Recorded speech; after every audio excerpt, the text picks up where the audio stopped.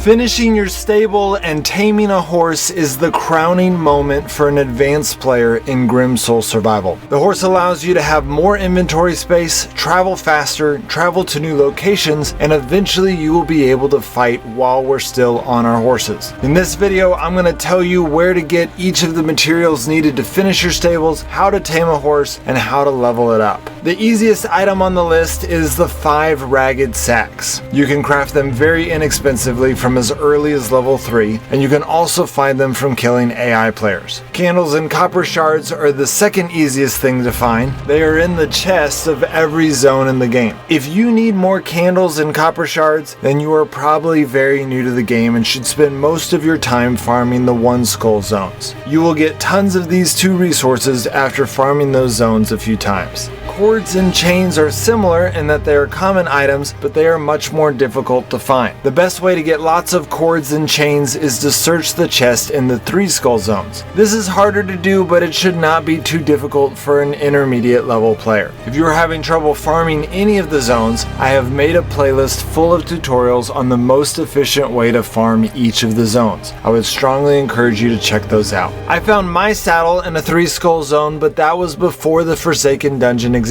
Nowadays, it is much easier to find a saddle in the final chest of the first floor of the Forsaken Dungeon. You can also find the feeding trough in the first level of the dungeon, but the best place to find the feeding trough, and the only place that you can find the bridle, is in the final chest of the second floor of the Forsaken Dungeon. It will take you a few times to find these items, but one thing that I love about Grim Soul Survival is that the devs have set up their RNG system to where you will never spend months and months looking for one item. That being said, I will warn you that the Forsaken Dungeon is a significant challenge that costs a lot of resources. If you did not know this already, Grim Soul Survival is a hardcore game and it is not meant for the lighthearted. I have lots of tutorials about the dungeon and its gatekeeper which can help you in this challenge, but even with help, it will still require you to challenge yourself, which I would argue is a reward in and of itself. But if you're not into that, you will probably never get the horse in this game. Once your stable is finished, it will unlock the option for you to tame the horse at the broken cart event. You will probably not be successful the first time you do it, but the chances are pretty high that you will succeed by your 3rd or 4th attempt. If you are an active player in the game and keep your energy below 60, it is possible to summon the broken cart event up to 2 times per day. So this whole process for an active player shouldn't take more than 2 days. Once your horse is tamed, you now have a level 1 horse that you can name and keep forever. The level 1 horse has 2 inventory slots which can increase as you level it up, and a spot for feeding it oats. The best way to get oats is, again, the Forsaken Dungeon. Traveling with the horse consumes these oats and levels it up automatically. Unlike the Last Day on Earth motorcycle, you cannot travel with your horse without consuming materials. If you try to do that as you travel away from your home, your horse will just stay home. But more importantly, if you travel to a location with your horse and then walk or run home, you are essentially leaving your horse at that location. Fortunately, your horse is trained to go back home, but unfortunately, being left by its owner is a traumatic experience for your horse, causing it to consume 50% more oats, which I imagine that's because it has trouble finding its way home, and it doesn't get any experience towards leveling up. So don't leave your horse at another location. Leveling up your horse is important because not only does it give you more inventory slots, but once you level it up to level 15, it unlocks the Northern Lands, which is the best place to get birch and iron. And then this is not in the game yet, but when we are able to level up our horse to level 20, we will be able to ride it in zones and fight